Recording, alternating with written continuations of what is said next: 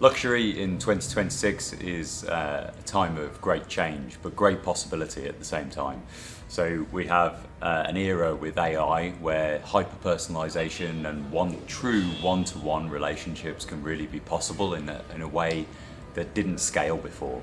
It used to be that we had people that had encyclopedic knowledge of their customers, maybe in the stores, and they did a great job at being that kind of concierge.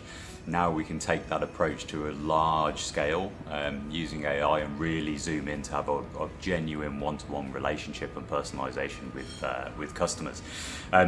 There's also a huge kind of sustainability movement that's been moving for quite a few years. So resale portals, repair portals are becoming increasingly popular, and the execution of doing those well in a way that's in line with the brand values is a really important trend in 2026. And then we also have the idea of exclusivity and membership continually coming up through the different brands.